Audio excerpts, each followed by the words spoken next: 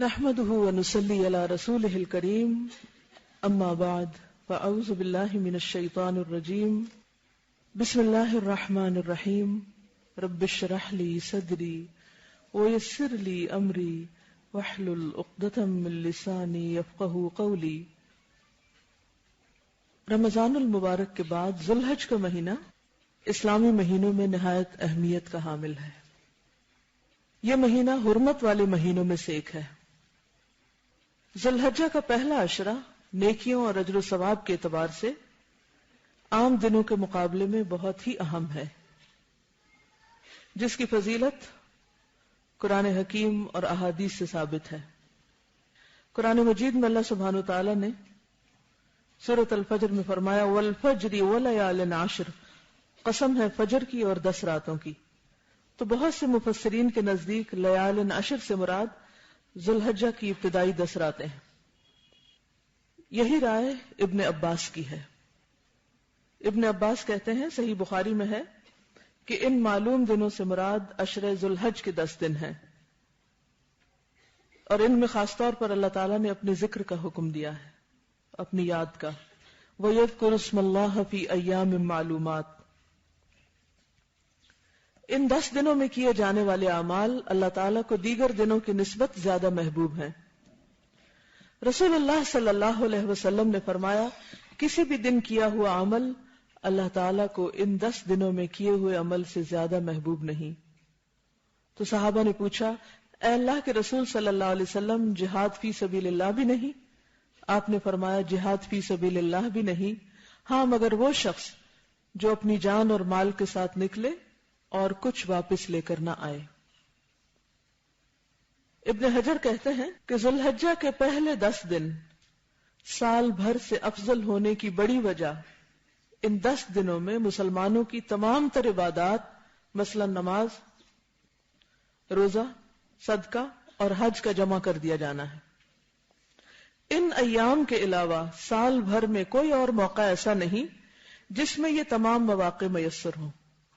رمضان میں ہم باقی کام تو کر لیتے ہیں لیکن حج نہیں کر سکتے، لیکن حج کے یہ دن جو ہیں ان میں حج بھی کرتے ہیں، اور اس کے علاوہ روزے بھی رکھ سکتے ہیں، صدقہ بھی کرتے ہیں، قربانی بھی کرتے ہیں، نفل نماز بھی پڑھتے ہیں عام نمازوں کے علاوہ۔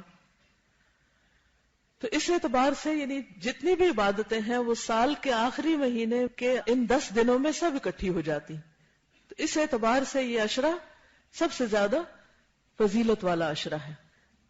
لیکن رمضان کی آخری 10 راتیں وہ راتوں کے اعتبار سے افضلیت والی، دن یہ افضل ہیں اور راتیں وہ افضل ہیں، کیونکہ ان میں ایک رات ایسی ہے جو 1000 مہینوں سے زیادہ بہتر ہے۔ عشرہ ذو الحج کی فضیلت کی ایک بڑی وجہ یہ بھی ہے کہ ان میں یوم عرفہ ہے۔ عرفہ کا دن وہ ہے جس دن اللہ تعالیٰ نے ہمارا دین ہمارے لیے مکمل کیا۔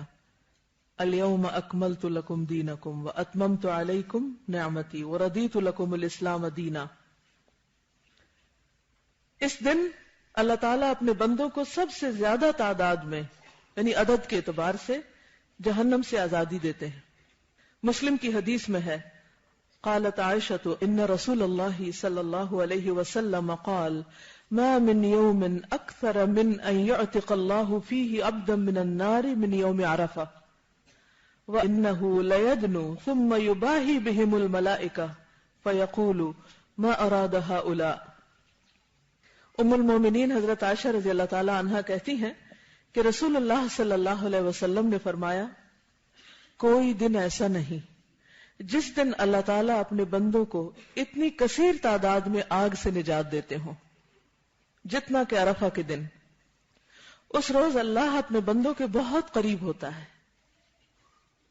وَأَنَّهُ لَيَدْنُو، قریب آ جاتا ہے، یعنی ویسے تو اللہ تعالیٰ قریب ہے، جب بھی بندہ اللہ کو پکارے دعا مانگے فَإِنِّي قریب، لیکن اس دن اس کی خاص رحمت بندوں پہ نازل ہوتی ہے، اور بندوں کو بھی اللہ کی قربت عام دنوں کے مقابلے میں زیادہ محسوس ہوتی، خصوصاً وہ لوگ جو عرفہ کے میدان میں ہوتے ہیں۔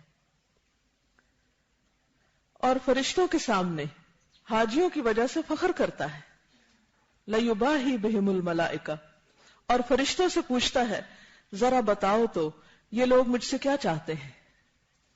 حالانکہ اللہ کو خود پتا ہے کہ بندے کیا چاہتے ہیں. تو حج پہ کیا کرنے کے لیے جاتے ہیں؟ کیا چاہتے ہیں؟ گناہ بخشوانے.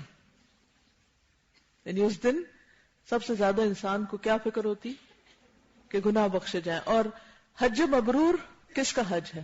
جو گناہوں سے اس طرح پاک ہو کر آئے جیسے اس کی ماں نے اس کو جنم دیا تھا جس دن، اس دن کی طرح.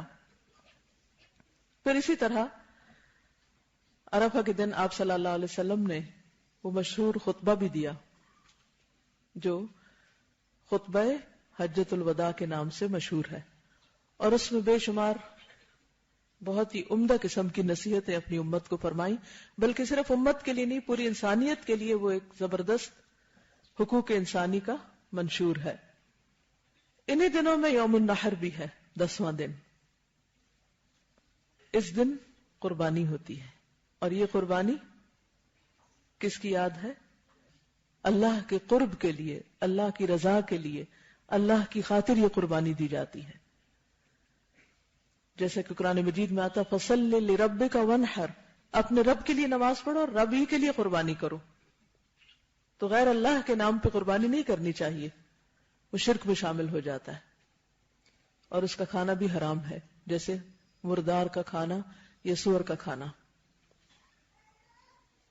اس دن کے بارے میں بھی رسول اللہ صلی اللہ علیہ وسلم نے فرمایا 10ویں دن کے بارے میں کہ اللہ تعالیٰ کے نزدیک سب سے فضیلت والے دن یوم النحر اور یوم القر 11 ذو الحج قیام منا میں ہے.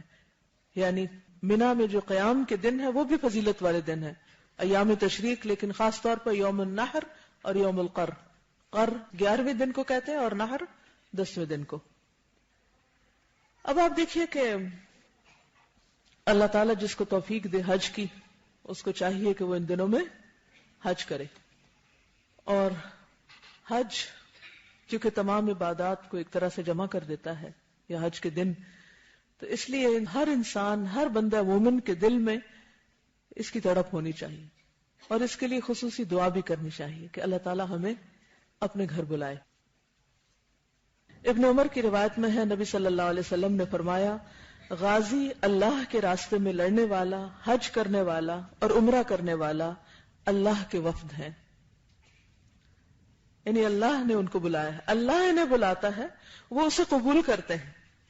یعنی اللہ تعالیٰ ان کے دل میں خیال ڈالتا ہے، ان کو توفیق دیتا ہے، اور وہ اس کے راستے میں نکل چلتے ہیں.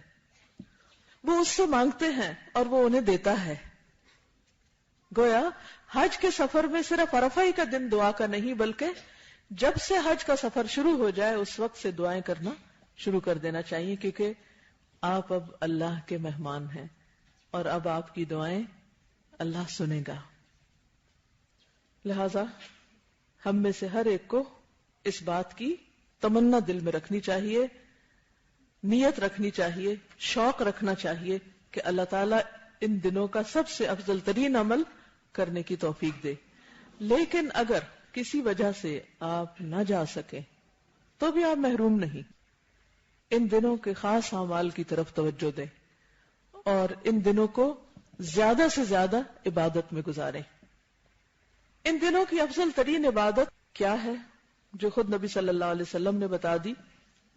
فرمایا کوئی دن اللہ تعالیٰ کے ہاں ان 10 دنوں سے زیادہ عظمت والا نہیں، اور نہ ہی کسی دن کا عمل اللہ تعالیٰ کو ان 10 دنوں کے عمل سے زیادہ محبوب ہے. پس تم ان 10 دنوں میں کثرت سے تحلیل، لا الہ الا اللہ، تکبیر، اللہ اکبر اور تحمید، الحمدللہ کہو. ان دنوں کا یہ خاص عمل کس نے بتایا؟ نبی صلی اللہ علیہ وسلم نے خود بتایا. امام بخاری بیان کرتے ہیں کہ ان 10 دنوں میں ابن عمر اور ابو ہریرہ تکبیر پکارتے ہوئے بازار نکلتے اور لوگ بھی ان کے ساتھ تکبیرات کہنا شروع کر دیتے. آپ کیا کریں گے؟ تکبیرات پڑھیں گے؟ کیسے پڑھیں گے؟ دل میں اونچے اونچے؟ کیسے؟ اگر گھر میں ہوں گے تو اونچے اونچے، اور اگر آپ بازار جائیں تو آہستہ. لیکن آپ اپنے بچوں کو سکھا سکتے ہیں، لڑکوں کو خاص طور پر، کہ وہ اسکول میں جا کر یا کہیں پر بھی بلند آواز سے پڑھیں، یا جہاں پر آپ جب اکٹھے ہوتے ہیں اور سب مل کے تکبیر پڑھتے ہیں تو پڑھ سکتے ہیں. لا الہ الا اللہ کا پڑھنا، کیونکہ اس میں سب سے پہلے تحلیل کا ذکر ہے. لا الہ الا اللہ کا پڑھنا، یعنی آپ یہ تکبیرات بھی پڑھ سکتے ہیں اور اس کے علاوہ کثرت سے کیا پڑھ سکتے ہیں؟ لا الہ الا اللہ۔ حدیث میں آتا ہے کہ اگر 7 آسمان اور 7 زمینوں کو ترازو کے ایک پلڑے میں رکھا جائے اور لا الہ الا اللہ کو دوسرے پلڑے میں، تو لا الہ الا اللہ کا پلڑا جھک جائے گا، کیونکہ اس میں اللہ کی وحدانیت کا اظہار ہوا ہے۔ یہ سب سے خوبصورت کلمہ ہے۔ اور اگر 7 آسمان اور 7 زمینیں ایک بند کڑے کی شکل اختیار کر لیں تو لا الہ الا اللہ اس کو بھی توڑ دے گا، یعنی اتنا مضبوط ہے یہ کلمہ۔ العروۃ الوثقی لا انفصام لہا، یہ کیا ہے؟ اللہ کو تھامنا، اللہ کی وحدانیت کا اقرار کر کے، یہ ہر چیز سے بھاری چیز ہے۔ پھر اسی طرح لا الہ الا اللہ جب انسان کے دل پہ کوئی گھبراہٹ ہو، کوئی غم ہو، کوئی خوف ہو، تو اسے کثرت کے ساتھ لا الہ الا اللہ پڑھنا چاہیے۔ 7 دفعہ پڑھیے، لا الہ الا اللہ، لا الہ الا اللہ، لا الہ الا اللہ، لا الہ الا اللہ، لا الہ الا اللہ، لا الہ الا اللہ، لا الہ الا اللہ۔ کیسا فیل ہو رہا ہے؟ دل کی کیفیت بدلتی ہے نا؟ آپ تجربہ کر کے دیکھ لیجئے۔ کسی وقت شیطان آپ کے دل میں وسوسہ ڈالے، کیونکہ شیطان کا مقابلہ کون کرے گا؟ اللہ ہی کرے گا، اللہ ہی کر سکتا ہے، ہم سے نہیں ہوتا، ہم کمزور ہیں۔ تو اس کا توڑ لا الہ الا اللہ میں ہے۔ جس وقت کو خوف دلائے، پریشان کرے، کسی بھی چیز کے بارے میں، مستقبل کے بارے میں، اولاد کے بارے میں، لوگوں کے بارے میں، کہ وہ تمہارا حاسد ہے، وہ تمہیں نقصان دے گا، وہ فلاں تمہارے لیے ایسا کر دے گا، ویسا کر دے گا، نہیں، کسی چیز سے پریشان ہونے کی ضرورت نہیں۔ فوراً کیا کرنا شروع کریں؟ لا الہ الا اللہ، لا الہ الا اللہ۔ اسی طرح اللہ اکبر، اللہ اکبر، اللہ اکبر۔ حضرت ابو ہریرہ سے روایت ہے کہ ایک آدمی رسول اللہ صلی اللہ علیہ وسلم کے پاس آیا، وہ سفر کا ارادہ رکھتا تھا، تو اس نے کہا، اے اللہ کے رسول، مجھے وصیت کیجئے کہ میں جا رہا ہوں کہیں، مجھے وصیت کیجئے۔ اکثر لوگ یہ کہتے ہیں نا کہ اچھا اب ہم جا رہے ہیں، ہمیں کوئی وصیت کر دیجئے۔ آپ نے فرمایا، میں تمہیں اللہ کا تقوی اختیار کرنے اور ہر بلند جگہ پر اللہ اکبر کہنے کی وصیت کرتا ہوں۔ تو خصوصاً جب آپ بلندی کی طرف جا رہے ہو، تو جب انسان اوپر کو جا رہا ہوتا ہے نا کسی بھی اعتبار سے، تو اس کے سر پہ اپنی بڑائی کا بھوت سوار ہونے لگتا ہے کہ میں بڑی چیز ہوں، اس لیے مجھے بڑی کامیابیاں مل رہی، یا میں بڑے بلند مقامات پہ جا رہا ہوں، اونچا چڑھ رہا ہوں۔ تو خواہ جہاز اوپر جائے یا گاڑی اوپر جائے یا آپ خود سیڑھیاں چڑھ کے اوپر جا رہے ہو، ایک ویسے بھی روحانی طور پر کوئی ترقی آپ کو نصیب ہو رہی ہو، تو آپ اس وقت فوراً کیا کہیں؟ میں بڑی نہیں، کون بڑا ہے؟ اللہ اکبر، اللہ سب سے بڑا ہے۔ حضرت نعمان سے روایت ہے کہ رسول اللہ صلی اللہ علیہ وسلم نے فرمایا، تم لوگ اللہ کی عظمت کا جو ذکر کرتے ہو، یعنی لا الہ الا اللہ، تسبیح، تہلیل اور تحمید کے الفاظ کہتے ہو، وہ عرش کے گرد چکر لگاتے ہیں، یعنی ہماری یہ تسبیحات کہاں تک پہنچتی ہیں؟ عرش تک، اور پھر اس کے ارد گرد چکر لگاتے ہیں یہ کلمات، اور ان کی ایسی بھنبھناہٹ ہوتی ہے جیسے شہد کی مکھیوں کی بھنبھناہٹ۔ وہ اپنے کہنے والے یعنی ذکر کرنے والے کا اللہ کے دربار میں ذکر کرتے ہیں۔ کیا تم نہیں چاہتے کہ اللہ کے دربار میں تمہارا ذکر ہوتا رہے؟ فاذکرونی اذکرکم واشکروا لی ولا تکفرونی۔ بڑی دھیمی آواز میں اللہ اکبر، اللہ اکبر، لا الہ الا اللہ، واللہ اکبر، اللہ اکبر وللہ الحمد۔ حضرت ابو ہریرہ رضی اللہ عنہ سے روایت ہے کہ رسول اللہ صلی اللہ علیہ وسلم نے فرمایا، سبحان اللہ والحمد للہ ولا الہ الا اللہ واللہ اکبر باقی رہنے والی نیکیاں ہیں۔ وہ آتا ہے نا والباقیات الصالحات، تو وہ کیا چیزیں ہیں؟ کہیے سبحان اللہ والحمد للہ ولا الہ الا اللہ واللہ اکبر۔ سب کہیں سبحان اللہ والحمد للہ، سبحان اللہ والحمد للہ ولا الہ الا اللہ واللہ اکبر۔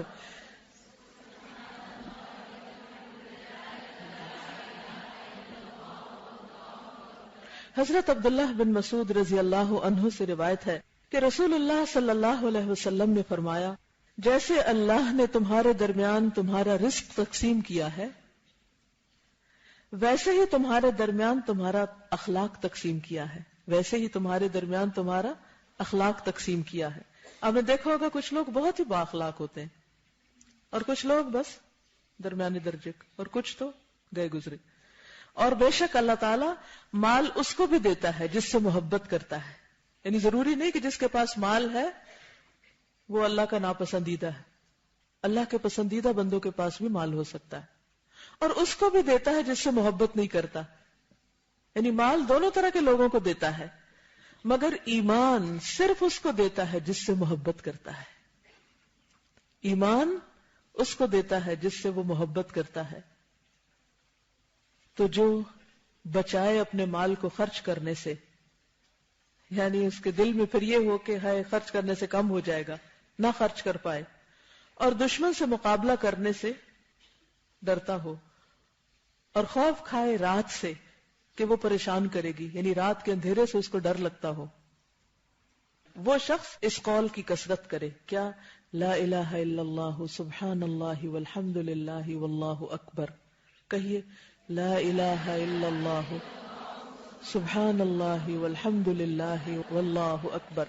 معنی اس کا کیا ہے کہ جو شخص مال خرچ نہ کر پائے، دل کا تنگ ہو، زیادہ نہ دے سکے، یا جس میں دشمن کا مقابلہ کرنے کی طاقت نہ ہو. بعض اوقات ایسے لوگ ہوتے ہیں نا دشمن کے آپ کی رینج سے باہر ہیں، یا پھر رات سے ڈرتا ہو. اندھیرے سے کس کس کو ڈر لگتا ہے؟ ہم میں سے بہت سے لوگوں کو ڈر لگتا ہے. تو جب رات کی تنہائی ستائے، اندھیرا ستائے، ڈر لگے، خوف آئے، خصوصاً رات کو گھر سے اگر باہر کسی وجہ سے نکلنا پڑے، تو اس وقت کیا پڑھیں؟ لا الہ الا اللہ سبحان اللہ والحمد للہ واللہ اکبر. حدیث میں آتا ہے کہ جب بھی سورج طلوع ہوتا ہے اللہ تعالیٰ کی ہر مخلوق اس کی تسبیح بیان کرتی. آپ نے دیکھا ہوگا پرند چرند سب اٹھ کے صبح سویرے اپنی اپنی زبان میں تسبیح کرنے لگتے ہیں. ایک منظر ہوتا ہے دیکھنے اور سننے والا. یوں لگتا ہے سوئے ہوئے پودے بھی اٹھ رہے ہیں، کھڑے ہو رہے ہیں، سیدھے ہو رہے ہیں، لہلہا رہے ہیں. لیکن شیطان اور اولاد آدم میں آتے قسم کے لوگ نہیں کرتے. میں نے سوال کیا کہ اولاد آدم میں آتا قسم کے لوگ سے کیا مراد ہے؟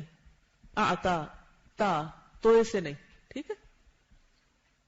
آپ صلی اللہ علیہ وسلم نے فرمایا بدترین انسان سرکش انسان، یا فرمایا اللہ کی مخلوق میں سے بدترین کو آتا کہتے ہیں. وہ نہیں ذکر کرتے، یا وہ سوئے رہتے ہیں، یا جاگے بھی تو کوئی گانے گنگنانے لگتے ہیں، یا پھر فضول باتوں میں لغویات میں لگ جاتے ہیں. آپ نے دیکھا ہوگا کہ صبح سویرے کچھ لوگوں کو باتیں کرنے کی بہت عادت ہوتی ہے. سویرے سویرے گھر میں لڑائی جھگڑا فساد، آپس میں ایک دوسرے سے گرمبل کرنے لگتے ہیں. گھر میں نہ تلاوت گونجتی ہے، تلاوت کی آوازیں نہیں گونجتی، کوئی ذکر اذکار نہیں ہوتا، کوئی اللہ کی تسبیح نہیں ہوتی، کوئی غور و فکر نہیں ہوتا، بس صبح سویرے چیخم دھاڑ شروع ہو جاتی.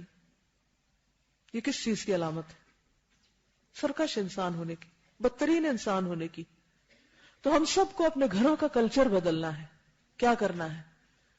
صبح بلند آواز سے تلاوت کیا کریں. ایک گونج ہونی چاہیے اس تلاوت میں کہ گھر کا گوشہ گوشہ اس کو سنے. ذکر کریں، صبح شام کے اذکار پڑھیں، تسبیحات کریں، اور اللہ کی باقی مخلوق کے ساتھ اللہ کی تسبیح میں شریک ہو جائیں. ان دنوں میں خاص طور پر ذوالحج کے جو دن ہیں، ان میں جو پسندیدہ ترین ذکر ہے وہ تکبیرات وغیرہ ہے، لا الہ الا اللہ ہے. اگر یاد نہ رہے تو آپ کچھ ایسا سیٹ کر لیں کہ تکبیرات کی جو کیسٹ ہے وہ لے کے ابھی سے رکھ لیں، یا پرانی کہیں لی ہوئی یا پہلے سے تو اس کو ڈھونڈ کے نکال کے رکھ لیں. ایک ٹیپ ریکارڈر سیٹ کر لیں اور صبح سویرے اس کو پلے کر دیں. پھر اسی طرح اگر آپ کے پاس انٹرنیٹ کی سہولت ہے تو آپ کیا کر سکتے ہیں کہ لیپ ٹاپ کے اندر آپ یوٹیوب سے یا کسی بھی جگہ سے حرم کی تکبیرات یا مختلف طرح کی تکبیرات ان کو ڈاؤن لوڈ کر لیں. الہدا کی ویب سائٹس پہ بھی ڈالی ہوئی ہیں، تو آپ ان کو کلک کر دیں اور وہ چلا دیں.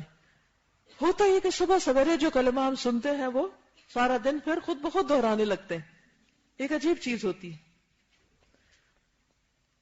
پھر اسی طرح یہ ہے کہ یہ جو تسبیحات ہیں یہ عمر میں اضافے اور برکت کا ذریعہ بھی ہے. یہ ذکر بڑی فضیلت والے ہیں. رسول اللہ صلی اللہ علیہ وسلم نے فرمایا اس مومن سے زیادہ اللہ کے نزدیک کوئی افضل نہیں جس نے اسلام میں اپنی تسبیح، تکبیر اور تحلیل کی وجہ سے لمبی عمر پائی. یعنی تسبیحات کی وجہ سے اس کی عمر لمبی ہوئی، اس میں اضافہ ہوا یا برکت ہوئی. ام ہانی رضی اللہ عنہا فرماتی ہیں کہ میں رسول اللہ صلی اللہ علیہ وسلم کی خدمت میں حاضر ہوئی اور عرض کیا، اے اللہ کے رسول صلی اللہ علیہ وسلم، مجھے کوئی عمل بتائیے کیونکہ میں عمر رسیدہ، ناتواں اور بھاری بدن والی ہو گئی ہوں. عمر زیادہ ہو گئی ہے، جسم پھول گیا ہے اور ویسے کمزوری لاحق ہو گئی ہے. یعنی مشقت والی عبادت اب نہیں کر سکتی، زیادہ نفل نہیں پڑھ سکتی یا طواف یا عمرہ وغیرہ نہیں کر سکتی. فرمایا 100 بار اللہ اکبر کہا کرو، 100 بار الحمدللہ کہا کرو، 100 بار سبحان اللہ کہا کرو. یہ تمہارے لیے راہ الہی میں 100 گھوڑے زین اور لگام کے ساتھ دینے سے بہتر ہیں اور 100 اونٹوں سے بہتر ہیں، 100 غلام آزاد کرنے سے بہتر ہے. کیونکہ وہ اب کچھ اور کر نہیں سکتی لیکن ان کے دل میں محبت ہے نیکی کرنے کی، تو ان کے لیے یہ ذکر بھی اتنے بڑے اجر و ثواب کا باعث ہو جائے گا. اگر آپ کے پاس 100 گھوڑے نہیں اللہ کے راستے میں دینے کو، بہت مال نہیں ہے خرچ کرنے کو، تو پھر کیا کرنا چاہیے؟ ذکر الہی کی کثرت. اور میں چاہوں گی کہ جتنے بھی آپ کے جاننے والے ہیں سب کو وہ ذکر الہی کا جو کارڈ ہے، 1 منٹ کا بہترین استعمال، وقت کا بہترین استعمال، جو وہ اگر آپ دے دیں، اس میں بھی یہ تسبیحات لکھی ہوئی، تو اس سے یہ ہوگا کہ یاد دہانی ہو جائے گی سب کو، اور آپ کی وجہ سے جتنے بھی لوگ ذکر کریں گے انشاءاللہ ان کا ثواب بھی آپ کو ملے گا. قریب سے نبی صلی اللہ علیہ وسلم کا گزر ہوا تو فرمایا، ابو ہریرہ کیا اگا رہے ہو؟ کہا میں نے عرض کیا درخت لگا رہا ہوں.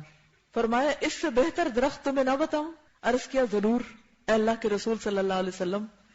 فرمایا کہو سبحان اللہ والحمد للہ ولا الہ الا اللہ واللہ اکبر. ان میں سے ہر کلمہ کے بدلے جنت میں تمہارے لیے ایک درخت لگے گا. اس سے نبی صلی اللہ علیہ وسلم کا طریقہ تدریس بھی پتہ چلتا ہے کہ آپ ہر موقع پر کچھ نہ کچھ سکھاتے تھے اور بہت نیچرل انداز میں. حضرت ابن مسعود سے روایت ہے کہ رسول اللہ صلی اللہ علیہ وسلم نے فرمایا، شب معراج میں میری ابراہیم علیہ السلام سے ملاقات ہوئی تو انہوں نے کہا کہ اپنی امت کو میرا سلام پہنچا دیجیے. آپ بھی کہہ دیجیے وعلیکم السلام. ان سے کہہ دیجیے کہ جنت کی مٹی بہت اچھی ہے، جنت کی مٹی بہت اچھی ہے، اس کا پانی میٹھا ہے، میدان ہموار ہے، پتھریلی جگہ نہیں، اس کے درخت سبحان اللہ والحمد للہ ولا الہ الا اللہ واللہ اکبر ہیں. سب کا پلاٹ الاٹڈ ہے آلریڈی. اب یہ آپ کے اپنے اوپر ہے کہ کتنے درخت اگاتے ہیں، کتنی تسبیحات پڑھتے ہیں. صرف خود نہیں، چھوٹے بچوں کو بھی سکھائیے.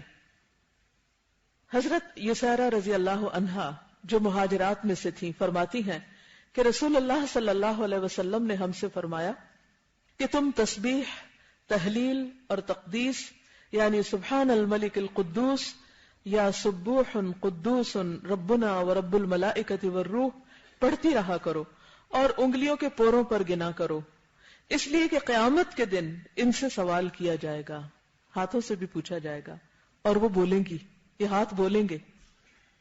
اس دن زبانیں بند کر دی جائیں گی.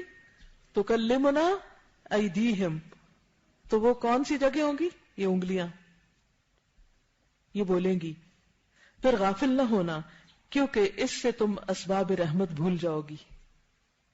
یعنی ذکر کرنا نہیں بھولنا ورنہ رحمت کے دروازے بند ہو جائیں گے. ایک اور حدیث میں آتا ہے، حضرت ابو ہریرہ سے روایت ہے کہ رسول اللہ صلی اللہ علیہ وسلم نے فرمایا، سبحان اللہ والحمد للہ ولا الہ الا اللہ واللہ اکبر کہنا میرے نزدیک ہر اس چیز سے محبوب ہے جس پر سورج طلوع ہوتا ہے.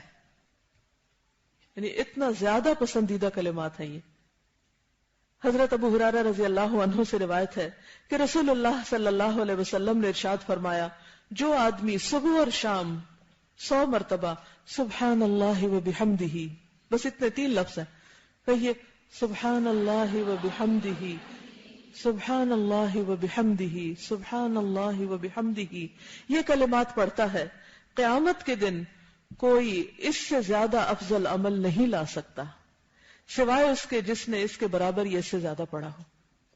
یعنی اس کی پابندی کیجیے، صبح اور شام وقت نکال کر ایک ایک تسبیح بس ان 3 لفظوں کی، سبحان اللہ و بحمدہ، سبحان اللہ و بحمدہ، پڑھنا نہ بھولیے۔ حضرت ابو ہریرہ رضی اللہ عنہ سے روایت ہے کہ رسول اللہ صلی اللہ علیہ وسلم نے فرمایا، کیا میں تمہیں اللہ کے نزدیک سب سے زیادہ پسندیدہ کلام کی خبر نہ دوں؟ میں نے عرض کیا، اے اللہ کے رسول صلی اللہ علیہ وسلم، آپ مجھے ضرور خبر دیں۔ تو آپ نے فرمایا، اللہ کے نزدیک پسندیدہ کلام سبحان اللہ و بحمدہ ہی ہے۔ کیا ہے؟ جی۔ حضرت ابو امامہ رضی اللہ عنہ فرماتے ہیں کہ رسول اللہ صلی اللہ علیہ وسلم نے فرمایا، کیا میں تمہیں شب و روز کے مسلسل ذکر سے افضل ذکر نہ بتاؤں؟ ان تقول سبحان اللہ عدد ما خلق، سبحان اللہ ملء ما خلق، سبحان اللہ عدد ما فی الارض والسماء، سبحان اللہ ملء ما فی السماء والارض، سبحان اللہ ملء ما خلق، سبحان اللہ عدد ما احصى کتابہ، سبحان اللہ ملء کل شیء، وتقول الحمد للہ مثل ذلک۔ یہ کہنے کا ایک انداز ہے، تسبیح کا ایک اور انداز ہے۔ کیا معنی ہے کہ میں اللہ کی پاکیزگی بیان کرتا ہوں اس کی مخلوق کی گنتی کے برابر، میں اللہ کی اتنی پاکیزگی بیان کرتا ہوں جس سے اس کی مخلوقات بھر جائیں، ہر چیز بھر جائے۔ میں اللہ کی پاکیزگی بیان کرتا ہوں ان چیزوں کی گنتی کے برابر جو زمین و آسمان میں ہیں۔ گنی ہوئی آپ نے؟ نہیں پتا ہم کو۔ اتنی لمبی تسبیح کو بنا سکتا ہے؟ تو جب آپ کہتے ہیں کہ جو کچھ بھی اللہ نے پیدا کیا ان سب کے عدد کے برابر میں اللہ کی تسبیح بیان کرتا ہوں، یہ محبت بھرا ایک انداز ہے نا، انتہائی مبالغے کی بات ہے کہ اس سے آگے کچھ اور کیا ہو سکتا ہے؟ کچھ نہیں، یعنی اس عدد سے آگے تو کوئی عدد ہی نہیں۔ یا اللہ میں اتنے تعداد میں تیری تسبیح بیان کرتا ہوں، میری طرف سے تو اتنی مرتبہ تسبیح قبول فرما لے۔ میں اللہ کی اتنی پاکیزگی بیان کرتا ہوں جس سے اس کی مخلوقات بھر جائیں۔ میں اللہ کی پاکیزگی بیان کرتا ہوں ان چیزوں کی گنتی کے برابر جن کو اس نے اپنی کتاب میں شمار کیا ہے، یعنی ان سب چیزوں کے برابر بھی۔ اور پھر دوبارہ وہی کلمات کہ جن سے ہر چیز بھر جائے، پھر اسی طرح الحمدللہ کہے، یعنی بار بار یہ تسبیحات دہراتا رہے۔ حضرت سعد سے روایت ہے کہ ہم رسول اللہ صلی اللہ علیہ وسلم کی خدمت میں حاضر تھے، تو آپ نے فرمایا کہ تم میں سے کوئی ہر دن 1000 نیکیاں کرنے سے عاجز ہے؟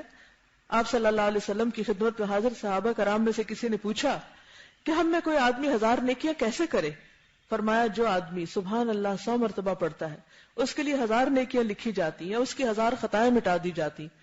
یعنی ایک اور انداز سے مزید شوق دلایا، کیونکہ انسان ہزاروں کی گنتی بہت پسند کرتا ہے۔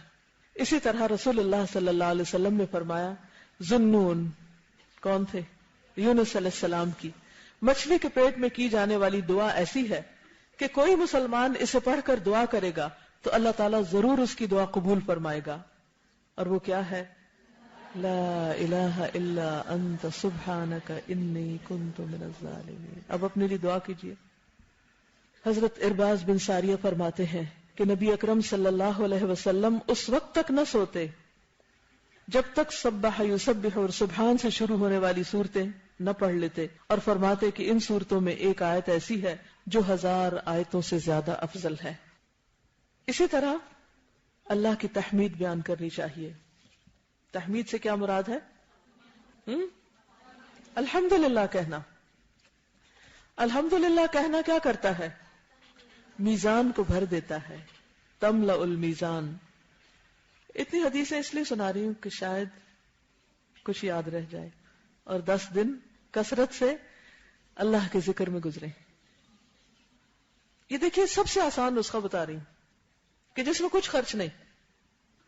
حضرت ابو سعید رضی اللہ عنہ سے روایت ہے کہ رسول اللہ صلی اللہ علیہ وسلم نے فرمایا، جب بندہ الحمدللہ کثیرہ کہتا ہے، یعنی الحمدللہ کہہ کے دل نہیں بھرتا تو کہتا ہے کثیرہ، بہت زیادہ، کثرت سے، تو اللہ تعالیٰ فرماتے ہیں میرے بندے کے لیے میری بہت ساری رحمت لکھ دو۔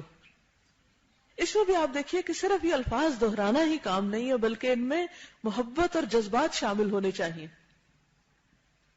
ایک اور حدیث میں ہے، انس بن مالک کی روایت ہے، نبی اکرم صلی اللہ علیہ وسلم نے فرمایا، آہستگی اللہ کی طرف سے ہے اور جلد بازی شیطان کی طرف سے.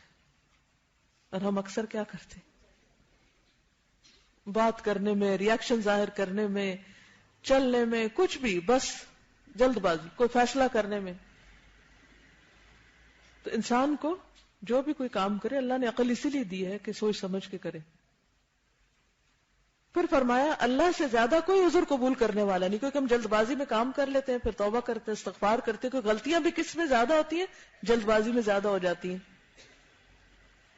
اور اللہ کو حمد و ثنا سے زیادہ کوئی چیز محبوب نہیں. سبحان اللہ والحمد للہ یہ پڑھنا بہت زیادہ محبوب ہے. یہ سبحان اللہ وبحمدہ بھی اسی میں آ جاتا ہے، اس میں تسبیح بھی ہے، تحمید بھی ہے.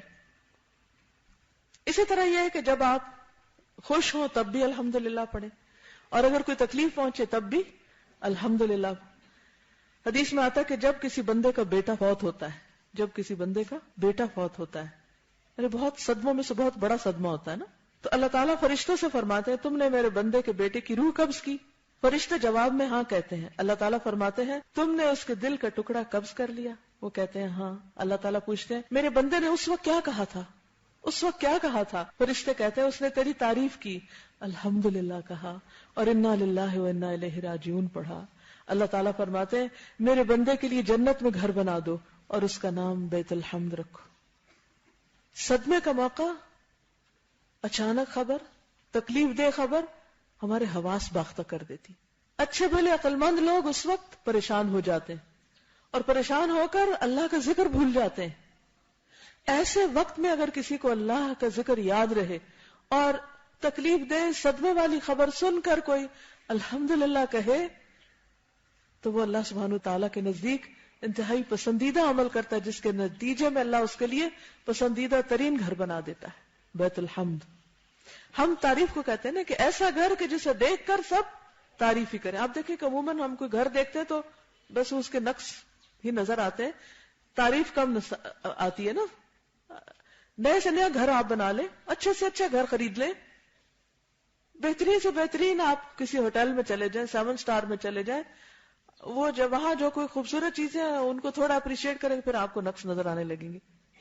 لیکن جنت میں جو گھر بنے گا انشاءاللہ اس میں کوئی نقص نہیں ہوگا،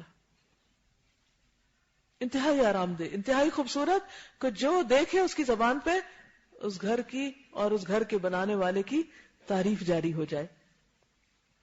لیکن یہ اتنا اعلیٰ مقام کس کے لیے ہے؟ جو دکھ کے وقت، غم کے وقت، رنج کے وقت، صدمے کے وقت اللہ کی تعریف بیان کرے کہ اللہ میں تیرے سارے فیصلوں پہ راضی، میں اس وقت بھی تیرا شکر گزار. حال دہائی نہ مچائے، کیونکہ الحمدللہ کا مطلب ہی کیا ہے؟ سب تعریف اللہ کے لیے ہے. اگر بندوں کے اندر کوئی چھوٹی موٹی خوبی ہے بھی تو وہ بھی کس کی دی ہوئی ہے؟ لیکن ہم سب اللہ کی تعریف سے زیادہ اپنی تعریف پسند کرتے ہیں اور ہمیں اس سے نکلنا چاہیے. اپنا جائزہ لیا کریں، اپنا محاسبہ خود کیا کریں کہ جب میری تعریف ہوتی ہے تو میں خوش ہوتی ہوں یا اللہ کی تسبیح اور تعریف بیان کر کے میں زیادہ خوش ہوتی ہوں. ہم اپنے آپ کو اپریشیٹ کرتے رہتے ہیں، یہ چاہتے ہیں کہ لوگ ہمیں اپریشیٹ کریں یا ہم لوگوں کو کرتے ہیں، لیکن اللہ کی بے شمار نعمتیں اور رحمتیں دائیں بائیں بکھری ہوئی ہیں، اس کی تعریف کرنا ہی بھول جاتے ہیں. کیا کچھ بنایا. اگر انسان اس پر نظر دوڑائے، غور کرے، توجہ کرے تو دل اللہ کی محبت سے بھر جائے. اب دیکھیے کہ مثلاً آسمان کی طرف دیکھنا، باہر نکل کے کبھی کھلے میدان میں کھلی جگہ پر دیکھا کرے، ایک اینڈ سے دوسرے اینڈ تک. فرج البصر هل ترى من فطور ثم ارجع البصر كرتين ينقلب اليك البصر خاسئا وهو حسير. کہیں کوئی نقص نہیں اور دل اللہ کی تعریف سے بھر جائے گا اور اللہ کی تسبیح کہ ہر عیب سے، ہر کمی سے پاک ہے. حضرت عطا بن یسار سے روایت ہے کہ رسول اللہ صلی اللہ علیہ وسلم نے فرمایا جب بندہ بیمار ہوتا ہے تو اللہ تعالیٰ 2 فرشتے بھیجتے ہیں اور فرماتے ہیں ذرا دیکھتے رہو، جا کے دیکھو یہ کرتا کیا ہے. وہ ان لوگوں سے کیا کہتا ہے جو اس کی بیمار پرسی کو آتے ہیں. یعنی ایک تو آلریڈی بیٹھے ہوئے دائیں بائیں کرامن کاتبین، 2 اور آ جاتے ہیں. جب سر درد شروع ہوتی ہے نا آپ کی تو 2 فرشتے اور آ جاتے ہیں آپ کا ری ایکشن دیکھنے کے لیے، آپ کو آبزرو کرنے کے لیے. اچھا کیا کرتے ہیں؟ اچھا لوگوں کے بارے میں تم بہت کانشیس ہوتے ہیں. اچھا کوئی دیکھ تو نہیں رہا، آپ ذرا سمٹ کے سیدھے ہو کے بیٹھ جائیں، کوئی دیکھے گا تو کیا کہے گا اس کو، کیا کہہ رہے ہیں. یا کوئی بات کر رہے ہوتے ہیں تو جب پتا ہو کہ کوئی سن رہا ہے تو پھر جلدی سے کانشیس ہو جاتے ہیں، ورنہ پرواہ نہیں کرتے. تو بہرحال 2 فرشتے بھیجتے ہیں اور وہ فرماتے ہیں کہ دیکھتے رہو وہ ان لوگوں سے کیا کہتا ہے جو اس کی بیمار پرسی کو آتے ہیں. اگر وہ ان کے سامنے اللہ کی تعریف اور ثنا بیان کرتا ہے تو دونوں فرشتے اوپر اللہ کی طرف چڑھ جاتے ہیں، حالانکہ اللہ تعالیٰ خوب جانتے ہیں کہ کیا ہوا. پھر فرماتے ہیں اگر میں اپنے بندے کو فوت کر دوں تو اس کو جنت میں داخل کروں گا، اور اگر میں اس کو شفا دوں تو پہلے گوشت سے اچھا گوشت، پہلے خون سے اچھا خون دوں گا اور اس کے گناہ معاف کر دوں گا. کیونکہ بیماری کی حالت ایسی ہوتی نہیں جس میں انسان کو چڑچڑا پن ہوتا ہے اور انسان کے منہ سے عجیب و غریب باتیں نکلتی ہیں. تو خصوصی طور پر اس وقت آپ نے کانشیس رہنا ہے کہ زبان سے اللہ کی تعریف کے سوا کچھ نہ نکلے، کوئی شکوہ نہیں، کوئی شکایت نہیں. الحمدللہ. کوئی پوچھے کیا حال ہے، کیا بتاؤں، اور پھر شروع ہو جاتے ہیں کہانی اور خوب بیزار کرتے ہیں لوگوں کو اپنے بیماریاں سنا سنا کے. تو کیا کہنا چاہیے؟ الحمدللہ، شکر اللہ کا. جب ام سلام کا بیٹا فوت ہوا اور شوہر نے آ کے پوچھا کہ بیٹے کا کیا حال ہے تو کیا کہا؟ الحمدللہ، پہلے سے بہتر ہے. یہ وہی کہہ سکتا ہے جس نے اللہ کو پہچان لیا ہو اور اللہ کی قدر پہچان لی کہ اس کا ہر فیصلہ میرے بارے میں بہترین فیصلہ ہے. اور یہ دنیا میں بھی انسان کو فائدہ دیتا ہے. دنیا میں بھی انسان کے اندر ایک شکر گزاری کی کیفیت اور ایک خوشی اور ایک اطمینان کی کیفیت رکھتا ہے، اور آخرت میں بھی. اور قیامت کے دن آخرت میں کیا فائدہ ہوگا؟ فرمایا افضل عباد اللہ یوم القیامت الحمادون. افضل عباد اللہ یوم القیامت الحمادون. قیامت کے دن اللہ تعالیٰ کی بہت زیادہ تعریف کرنے والے حمادون سب سے افضل لوگ ہوں گے، سب سے اوپر درجے پہ پہنچ جائیں گے. عادت کب ڈالنی ہے؟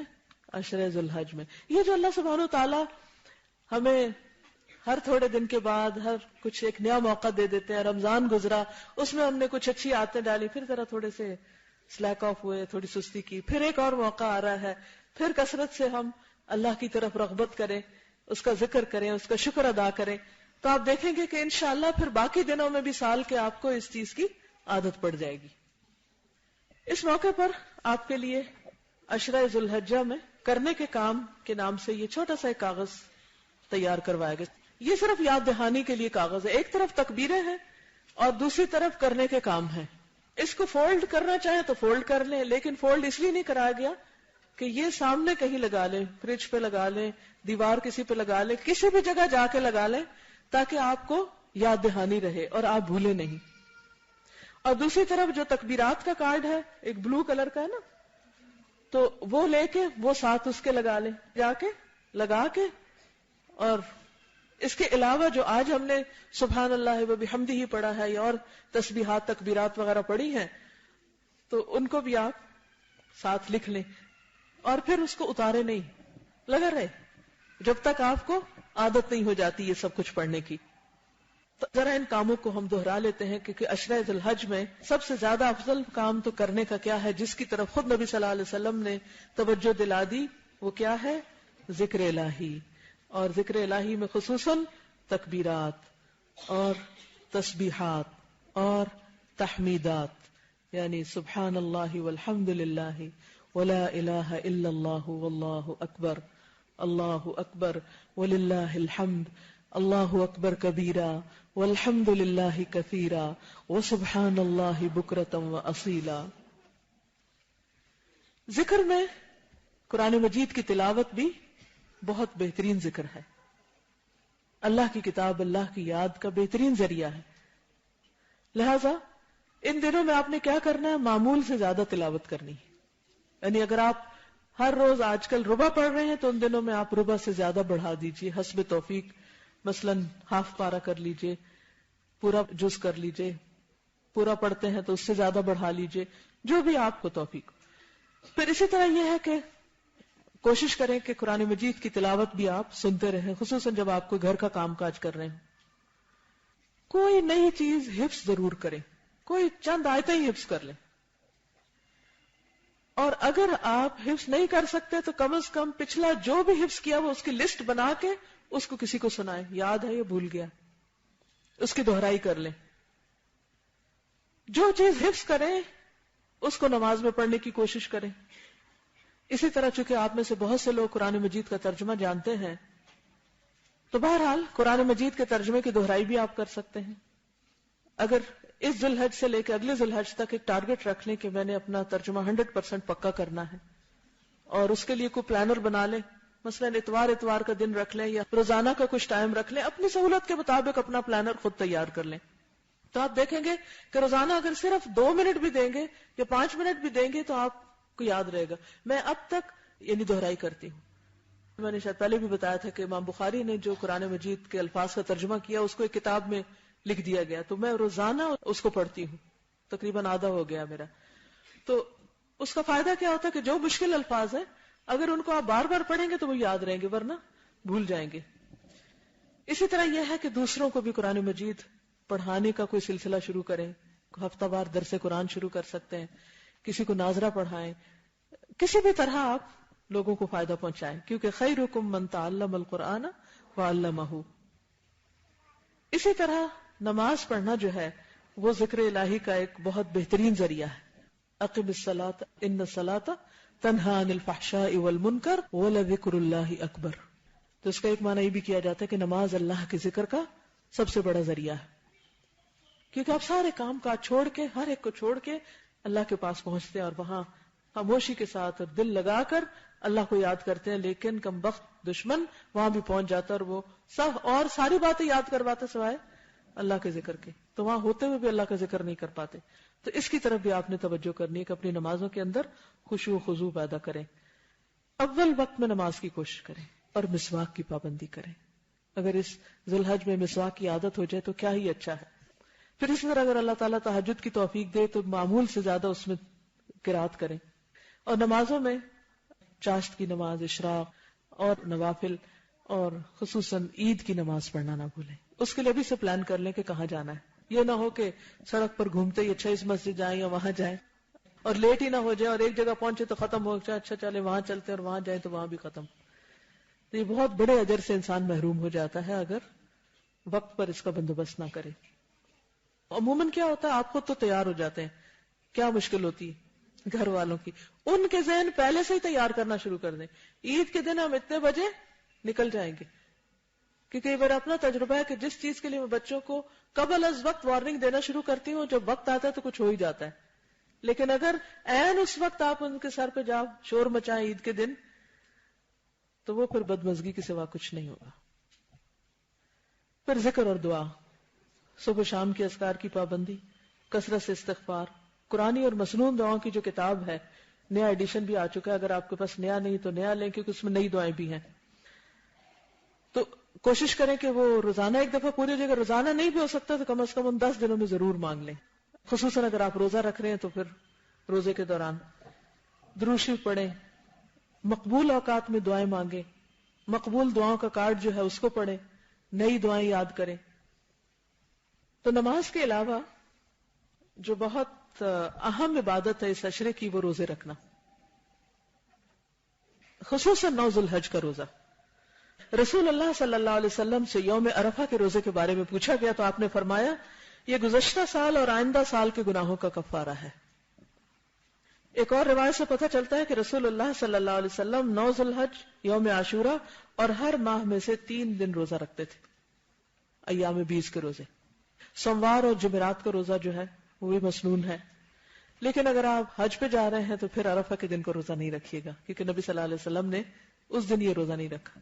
اصل میں یہ کہ عرفہ کے لوگ تو اپنے اور مزوں میں مشغول ہوتے ہیں، فی شغل فاکہون، لیکن ہم لوگ جو پیچھے ہیں وہ اس دن روزہ رکھ کے کثرت سے ذکر اور دعا میں مشغول رہیں. اس دن خصوصی طور پر زیادہ وقت عبادت کے لیے نکالیں، عید شاپنگ کے لیے نہیں. پھر اسی طرح آپ دیکھیے کہ قضا روزے اگر آپ کے رہتے ہیں تو پہلے وہ رکھ لیجئے، اور 9 ذی الحج کا روزہ جو ہے وہ آپ 9 ذی الحج کا رکھیے. اب ایک سوال اور آئے گا، اپنا 9 ذی الحج یا وہاں کا 9 ذی الحج؟ تو میں کہتی جھگڑے ہی ختم، دونوں دن رکھ لیں، کیا مشکل ہے، تاکہ شک ہی نہ رہے، دوہرا ثواب کمائیں. اللہ نے آپ کو 2 موقع دیے، اس کو پازیٹیولی لیں. پھر اسی طرح یہ ہے کہ ان دنوں میں خصوصی طور پر صدقہ خیرات، عشرہ ذی الحج میں خصوصاً اگر آپ کی زکوٰۃ کچھ رہتی ہے یا 1 مہینے بعد ڈیو ہے یا رمضان میں آپ کسی وجہ سے نہیں نکال سکے تو ان دنوں میں آپ دے سکتے ہیں، کیونکہ ان دنوں کا عمل بہت زیادہ محبوب ہے اللہ تعالیٰ کو، تو فرائض کی ادائیگی اور بھی زیادہ محبوب ہوتی ہے. پھر پسندیدہ چیز اللہ کے راستے میں دے. اور آپ کو معلوم ہوگا کہ الہدا میں انشاءاللہ عید بازار بھی لگ رہا ہے، تاکہ وہ لوگ جو مہنگے داموں چیزیں نہیں خرید سکتے تو جن لوگوں کے گھروں میں فالتو چیزیں رکھی ہوئی ہیں وہ نکال کے لے آئیں، تاکہ دوسرے لوگ ضرورت کے مطابق خرید سکیں، اور باہر سے بھی لوگ آ کے خرید سکتے ہیں انشاءاللہ.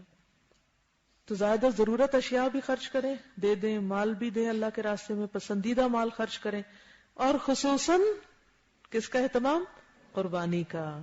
قربانی کا لفظ کیا ہے؟ قرب سے نکلا ہے، اور یہ کس لیے لازم کی گئی ہے؟ تاکہ ہم اللہ کا قرب حاصل کریں، اللہ کی خوشنودی کے لیے. اور قربانی خصوصاً اللہ کی رضا کے لیے اور اللہ کا قرب چاہنے کے لیے، کسی شہرت کے لیے نہیں، اور اللہ کے ساتھ اپنی محبت کے اظہار کے لیے. اور یہ بھی یاد رکھیے کہ اللہ کو نہ ان جانوروں کا خون پہنچتا ہے اور نہ گوشت، اس کو کیا پہنچتا ہے؟ تقویٰ. اور تقویٰ دل میں اللہ کی محبت، اللہ کے قرب کے احساس کا نام ہے، اور اللہ کا ڈر بھی ساتھ ہی آ جاتا ہے کہ جس کی وجہ سے آپ برے کام چھوڑ دیتے ہیں. اور قربانی جو ہے وہ ہر امت پہ فرض رہی ہے. لِكُلِّ أُمَّةٍ جَعَلْنَا مَنْسَكًا هُمْ نَاسِكُوهُ. اور خصوصاً ابراہیم علیہ السلام نے تو اعلیٰ ترین مثال قائم کی. سورۃ الصافات کی آیات ہیں جس میں حضرت ابراہیم کے اپنے بیٹے کو قربان کرنے کا واقعہ ملتا ہے. پچھلے دفعہ کے لیکچر میں وہ کہانی پوری بیان ہوئی ہے، اس سال اس سے گریز کروں گی، اور آپ سب کو معلوم ہی ہے. خصوصاً اپنے بچوں کو ضرور سنائیے یہ کہانی، یاد دہانی کرائیے ان کو کہ اللہ کے جو دوست ہوتے ہیں، اللہ کے محبوب بننے کے لیے پیاری ترین چیز اللہ کے راستے میں قربان کی جاتی ہے. اور اس کی نبی صلی اللہ علیہ وسلم نے بہت تاکید بھی کی. عید پڑھنے کے بعد پہلا کام کیا ہوتا ہے؟ قربانی کرنا. آپ صلی اللہ علیہ وسلم ان لوگوں سے ناراض بھی ہوئے جن کے پاس وسعت اور پھر وہ قربانی نہ کریں. فرمایا کہ جو وسعت کے باوجود قربانی نہ کرے وہ ہماری عیدگاہ کے قریب نہ آئے. اس سے اندازہ ہوتا ہے کہ کتنا ضروری ہے. اسی طرح ایک روایت میں آتا ہے کہ ایک صحابی کہتے ہیں کہ ہم رسول اللہ صلی اللہ علیہ وسلم کے ساتھ عرفات میں تھے. آپ نے فرمایا اے لوگو، ہر سال ہر گھر والوں پر قربانی ہے، یعنی جس کے پاس بھی وسعت ہے وہ سب ایک قربانی کر لیں. یعنی پورے گھر والوں کی طرف سے ایک بھی کافی ہو جاتی ہے، لیکن اگر ایک سے زیادہ کرنا چاہیں تو بھی آپ کر سکتے ہیں. اور قربانی کے احکامات جو ہیں وہ یہ جو آپ کو دیا گیا پیمفلٹ اس کے اندر موجود ہیں. ان کو میں اس لیے نہیں بیان کر رہی کہ آپ خواتین نے تو ذبح نہیں کرنا کسی چیز کو، لیکن اگر آپ قربانی نہیں کر سکتے تو کیا کر سکتے ہیں؟ کچھ نہ کچھ جو آپ کی ملکیت میں ہے اسے اللہ کے راستے میں دیں. اگر وہ بھی نہیں دے سکتے تو کسی بیمار کی مزاج پرسی کریں، کسی دکھی کی دل جوئی کریں، عید کے تحائف دیں، رشتہ داروں کی خبرگیری کریں، محتاجوں اور مسکینوں کا خیال کریں. یعنی کوئی نہ کوئی مالی یا جانی قربانی ضروری ہے. اس کے علاوہ بھی آپ دیکھیے کہ نیکی کے کسی موقع کو ضائع نہیں کرنا چاہیے، کیونکہ چھوٹی یا نیکی کوئی بھی آپ چھوٹی یا بڑی کوئی بھی نیکی آپ ان دنوں میں کریں گے تو وہ کیا قرار پائے گی؟ عام دنوں کے مقابلے میں زیادہ باعث اجر و ثواب ہوگی. ان نیکیوں میں ایک طرف جہاں اچھے اچھے کام کرنا ہے وہاں دوسری طرف اپنے آپ کو برائی سے بچانا بھی ہے، لغو باتوں سے بچانا ہے، تبھی آپ ذکر کر سکیں گے. دوسروں کی امانتیں لوٹانا ہے. اب خاص طور پہ آپ کی چھٹیاں ہوں گی تو اپنے سارے گھر کی صفائی کریں.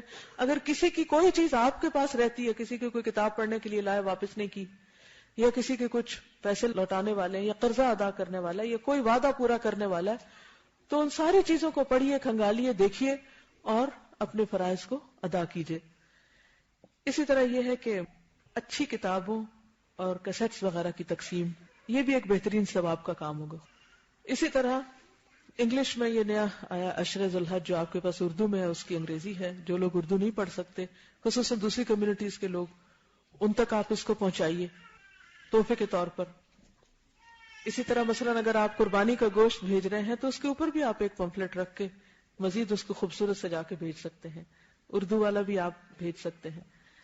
پھر اسی طرح اب کے تو لوگ چلے گئے حج پر، لیکن آئندہ سال دیکھیے کہ کون کون حج پہ جا رہا ہے، اس کے لیے کتاب تحفے میں دے سکتے ہیں. یہ رہبر حج کا کارڈ ہے، اس میں سٹیپس کے ساتھ سارا لکھا ہوا کہ حج کیسے کرنا ہے، یہ آپ دے سکتے ہیں.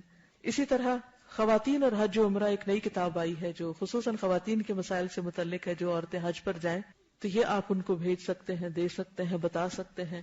اسی طرح سیریز میں لیکچرز ہیں. ایک لیکچر ذوالحجہ اور قربانی کے موضوع پر جو ابھی میں نے دیا اس سے تھوڑا سا مختلف ہے، اس کے کیسٹس موجود ہیں، دوسروں کو سننے کے لیے بتائیں. کیونکہ عموماً ہمارے یہاں رمضان کا اہتمام بھی ہوتا ہے، محرم میں بھی پتہ چل جاتا ہے محرم آیا، لیکن ان دنوں میں عموماً کیا کہتے ہیں قربانی کی عید، بس بور ہوتے ہیں، کوئی عیدی بھی نہیں ملتی اور سارا دن گوشت ہی کٹتا رہتا ہے، تو وہ اس کی اتنی ویلیو نہیں کرتے اس کو. اور ان دنوں کی فضیلت اور ان دنوں میں جو ہم نیکی کے کام کر سکتے ہیں ان سے محروم رہ جاتے ہیں. تو اس کا ایک کلچر ڈیولپ کریں. اسی طرح یہ کہ اگر آپ حج پہ نہیں بھی گئے تو یہ لیکچر ضرور سن لیں، حج نبوی کا آنکھوں دیکھا حال، تو امیجنیشن میں آپ ساتھ ساتھ ٹریول کریں. اسی طرح لبیک عمرہ ہے، اگر کوئی عمرے پہ جا رہا ہو تو اس کو آپ تحفے میں دے سکتے ہیں. یہ ساری چیزیں آج انشاءاللہ سٹال پر موجود ہوں گی. اسی طرح عمرہ اور حج تیاری اور طریقہ کا یہ آپ گفٹ دے سکتے ہیں لوگوں کو جو جانے والے ہوں. اس سے زیادہ ڈیٹیل میں یہ کیسٹس ہیں. جو جا رہے ہیں ان کو آپ سفر کی دعائیں دے سکتے ہیں. زاد راہ کی یہ انگلش اور اردو میں جو کتاب ہے یہ دے سکتے ہیں. تو نیکی کمانے کے مختلف طریقے اور ذریعے ہیں، آپ اس میں سے جو بھی آپ کو سوٹ کرتا ہو آپ اس کا اہتمام کیجیے. اور اب میں تھوڑا سا وقت سوالوں کے لیے چھوڑوں گی، لیکن اس سے پہلے ایک چھوٹی سی یاد دہانی یہ کرانا چاہوں گی کہ اعمال جو ہوتے ہیں نا وہ دل کے بھی ہوتے ہیں، زبان کے بھی ہوتے ہیں اور سارے اعضاء کے بھی ہوتے ہیں. تو اس سارے لیکچر کو سم اپ کر لیتے ہیں ان 3 کیٹیگریز میں. دل کے اعمال کیا ہیں؟ Actions of the heart. جی، نیت، اللہ پر ایمان، اللہ سے محبت، اللہ پر توکل، اللہ کی طرف بار بار پلٹنا، رجوع کرنا، ہر لمحہ اس کو یاد رکھنا دل میں، اللہ کا تقوی، اللہ سے اچھی امید رکھنا، اچھا گمان رکھنا، اس کی عبادت میں اخلاص رکھنا، اس کے فیصلوں پہ راضی ہونا، مشکل وقت آ جائے تو صبر سے کام لینا، اچھے حالات کے بارے میں پر امید رہنا اور یقین رکھنا کہ اللہ سبحانہ وتعالی بہت اچھا کر سکتا ہے. تو یقین کا کیا معنی ہے؟ اللہ کی ذات پر یقین، کہ جب ہم دعا مانگے تو اس یقین کے ساتھ مانگے کہ اللہ تعالیٰ آپ ہر چیز پہ قادر ہے، آپ کر سکتے ہیں. تو ان دنوں میں جو ذکر کریں گے، جو دعا مانگیں گے، وہ کیسی دعا ہوگی؟ یقین کے ساتھ مانگی ہوئی دعا. پھر اسی طرح اپنے اندر تواضع اور خشوع لانا، یعنی اللہ سبحانہ وتعالیٰ کے آگے عاجزی کا اظہار کرنا، اللہ سے راضی اور خوش ہونا اور شکر ادا کرنا. یہ سب کچھ کیا ہے؟ دل کے اعمال. تو کوئی بھی عمل ان دنوں میں سارے سال کے دنوں سے زیادہ پسندیدہ اللہ کو. تو سب سے پہلے دل کے اعمال کی طرف توجہ کیجیے. دوسرے کیا ہیں؟ زبان کے. وہ کون سے عمل کرنے ہیں آپ نے؟ یہ جو ذکر کی قسمیں آپ کو آج بتائیں، خصوصاً تسبیحات، اور برے باتوں سے اور لغو باتوں سے پرہیز کرنا. یعنی جہاں دل کے اعمال میں اچھے عمل کرنا، وہاں برے اعمال سے بچنا، یعنی بدگمانی بندوں کے بارے میں ہو یا اللہ کے بارے میں، اس کو دور کرنا، اور شکوک و شبہات سے نکلنا، شہوات سے باہر آنا، اور زیادہ سے زیادہ اپنے دل کو اللہ کی طرف راغب کرنا. اسی طرح زبان پر بھی جہاں اچھے اذکار لانا ہے وہاں بری باتوں سے پرہیز کرنا. اسی طرح زبان کے اعمال میں قرآن کی تعلیم بھی ہے، پھر امر بالمعروف اور نہی عن المنکر بھی ہے. اللہ کے دین کی مارکیٹنگ کرنا، لوگوں کو کنونس کرنا کہ وہ اللہ کی باتیں جانیں، سیکھیں. دیکھیے، جاننے والے اور نہ جاننے والے برابر نہیں ہوتے. میں ایک واقعہ پڑھ رہی تھی ایک شخص کا. وہ کسی بات پہ پریشان ہوا اور اس نے خود خودکشی کے لیے کوئی چیز کھا لی، کوئی دوا کھا لی، اور اس کو پتا تھا کہ میں نے مرنا ہے، تو گیا اپنے کلب کے دوستوں سے ملنے، کلب گیا، وہاں جا کے کہتا ہے کہ مجھے وسکی دے دو اور آخری بار سب مجھ سے مصافحہ کر لو کیونکہ آدھے گھنٹے بعد میں مرنے لگا ہوں۔ گویا اس نے اپنی موت کو بھی ایک بڑا ہی خوبصورت واقعہ بنا دیا، ایک فن بنا دیا۔ کیوں؟ اس کو نہیں پتا تھا کہ ابھی جو آدھے گھنٹے بعد اس نے مرنا ہے اس کے ساتھ ہوگا کیا، خودکشی کی کیا سزا ہے، اللہ کی نافرمانی میں شراب پیتے ہوئے مرنے کی کیا سزا ہے، اور غفلت میں مرنے کی کیا سزا ہے۔ یہ لا علمی ہے نا، تب لوگ ایسے کام کرتے ہیں۔ جس کے دل میں اللہ کی محبت ہو، جو اللہ کو پہچانتا ہو، فَعَلَمْ أَنَّهُ لَا إِلَهَ إِلَّا هُوَ، اس کا علم ہو، دین کا علم ہو، دین کی سمجھ ہو، کیا وہ ایسی حرکت کر سکتا ہے؟ نہیں کرے گا۔ وہ اللہ کی طرف جاتے ہوئے ڈرے گا، وہ زندگی کے ایک ایک لمحے کی قدر کرے گا کہ اللہ نے مجھے موقع دیا، میں کوئی نیکی کما لوں، میں کیوں اپنے آپ کو ختم کروں۔ وہ کبھی بھی خودکشی نہیں کرے گا۔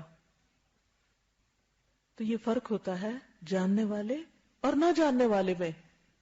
قُلْ هَلْ يَسْتَوِي الَّذِينَ يَعْلَمُونَ وَالَّذِينَ لَا يَعْلَمُونَ، کہہ دیجئے کیا جاننے والے اور نہ جاننے والے برابر ہوتے ہیں؟ کیسے ہو سکتا ہے کہ آپ دین کا علم حاصل نہ کریں اور آپ اپنے آپ کو کوئی فائدہ پہنچائیں؟ روز بھی چیزیں سیکھتے رہیں تو کم ہے، زندگی بہت چھوٹی ہے اور علم کی کوئی انتہائی نہیں۔ مثلا آج جو کچھ ہم نے سیکھا ہے، کیا اس سے پہلے سیکھا تھا؟ نہیں، میرے اپنے لیے بہت سی چیزیں نئی تھی۔ تو علم کی کوئی انتہا نہیں۔ ہم میں سے کوئی یہ نہیں کہہ سکتا مجھے سب کچھ آ گیا اور مزید کچھ مجھے سیکھنے کی ضرورت نہیں۔ اب جن لوگوں نے یہ لیکچر نہیں سنا، کیا وہ اس ذوق شوق سے تسبیح کر سکتے ہیں؟ تو ان کو سنوانا، ان کو بتانا بے حد ضروری ہے۔ اگر ہم خود نہیں بتا سکتے تو کوئی کیسٹ لے جا کے کسی کو دے سکتے ہیں، کسی کو کوئی کارڈ دے سکتے ہیں، کسی کو بیٹھ کے ساتھ پڑھوا سکتے ہیں۔ ویسے گھر میں کوئی بزرگ ہے، آپ کے والد ہیں، کوئی بیمار ہے، ادھر ادھر بچے شور کر رہے ہیں، ان کو ساتھ بٹھا لے کہ چلے ہم سب مل کے تسبیح کرتے ہیں، چلے ہم سب مل کے اللہ کا ذکر کرتے ہیں، ان کو کہلوانا شروع کر دیں۔ تو جاننے والے اور نہ جاننے والے برابر نہیں ہوا کرتے۔ تو اس لیے اس زبان کے ساتھ کیا کیجئے؟ اللہ کے ذکر کے علاوہ اللہ کی باتیں، اللہ کی پسند کی چیزیں دوسروں کو بتائیے، امر بالمعروف کیجئے، نہی عن المنکر کیجئے، قرآن کی باتیں دوسروں تک پہنچائیے۔ تیسری چیز، ہمارے اعضاء کے اعمال، ہمارے لمز جو ہیں ان کے ساتھ ہم کیا کیا کر سکتے ہیں۔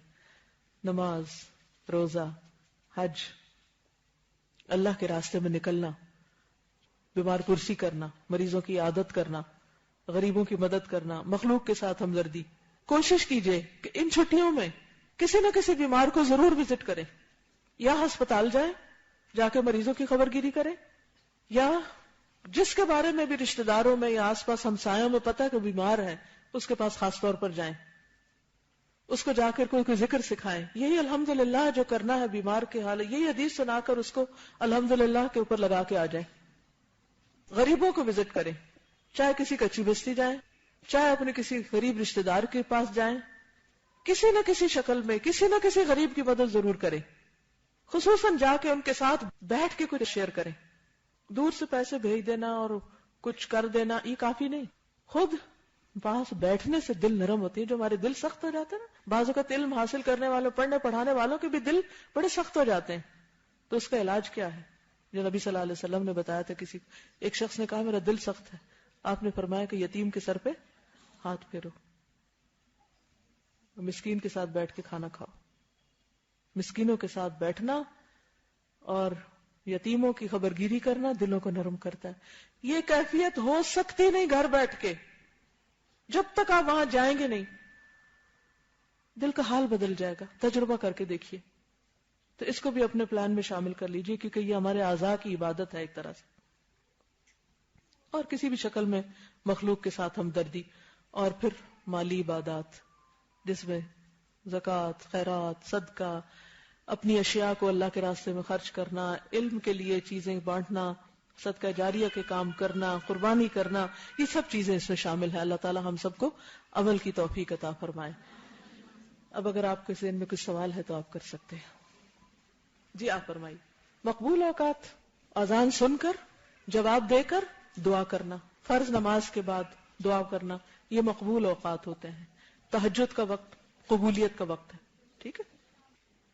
گھر میں کچھ لوگ سوئے ہوتے ہیں، نماز ادا نہیں کرتے، اونچی تلاوت پر بھی ناراض ہوتے ہیں کہ ان کو تنگ کیا ہے، تو کیا اس طرح پھر یہ تلاوت حقوق العباد کی حق تلفی ہوگی؟ مجھے کیا کرنا چاہیے؟ چھت پہ چلے جائیں، کسی گوشے میں بیٹھ جائیں، جب وہ اٹھ جائیں پھر شروع کر دیں. کچھ بھی ہو سکتا ہے. دیکھیے اللہ نے سب کو عقل دی ہے نا. اصل میں تو وہ کام کرنا ہوتا ہے نا. ایک دروازہ بند ہے تو سارے ہی بند ہو گئے، دوسرا دروازہ کھول لیں. پچھلے سالوں کے قضا روزے رہتے ہیں، جلدی پوری نہیں کر سکتی، نیت تو ہے، آپ نفلی روزوں کے بارے میں گائیڈ کر دیں. آپ عرفہ کے دن بھی اپنا قضا روزہ رکھ لیں تو انشاءاللہ اس دن جو آپ رکھیں گے تو آپ کو دونوں طرح کا ثواب مل جائے گا. آپ کے پاس جو حدیث ہے اسٹال پہ اویلیبل ہو جائیں تو بہت اچھی بات ہے، انشاءاللہ اگلے سال تک ہو جائیں گی. انشاءاللہ ہم تسبیح کے موضوع پر لکھ بھی رہے ہیں اور پمفلٹ باقاعدہ بنا دیں گے. لیکن اس کے لیے آپ کیا کریں، لیکچر کا لنک جو ہے اپنے رشتہ داروں کو بھیج دیں، ویب سائٹس کے اوپر یہ آ جائے گا. دوسری بات یہ ہے کہ انشاءاللہ جو ریٹن مٹیریل ہے اس میں جو ذکر الہی کا کارڈ ہے نا وہ سب کو بھیج دیں، تکبیرات کا کارڈ بھیج دیں، یہ بھیج دیں تو انشاءاللہ یہ بھی کافی ہو جائے گا اور باقی آئندہ مل جائے گا آپ کو. جی. چاند دیکھ کے دعا پڑھیں. اور بال کاٹے میں ہر قسم کے بال آتے ہیں، ویکسنگ، تھریڈنگ، سب کچھ آتا ہے اس میں. اچھا سوال ہے. آج اور کل کا دن ہے، سب صاف ستھرے ہو جائیں پھر آپ کے ریچول شروع ہو جائیں گے. باقی یہ ہے کہ اس میں بہت کچھ لکھا ہوا ہے، ایک پیراگراف پڑھے، دوسرا پڑھے، ایک پڑھے. بول کے پڑھنا جو ہے اس سے ساری باتیں اچھی طرح کان بھی سنتے ہیں اور آنکھیں بھی دیکھتے ہیں اور دل بھی یاد کر لیتا ہے. گھر والوں کو جا کے پڑھ کے سنائیے، محلے والوں کو سنائیے، خوب اس کا چرچا کیجیے. جزاکم اللہ خیرا. سبحانک اللہم و بحمدک، نشہد ان لا الہ الا انت، نستغفرک و نتوب الیک. السلام علیکم و رحمۃ اللہ وبرکاتہ.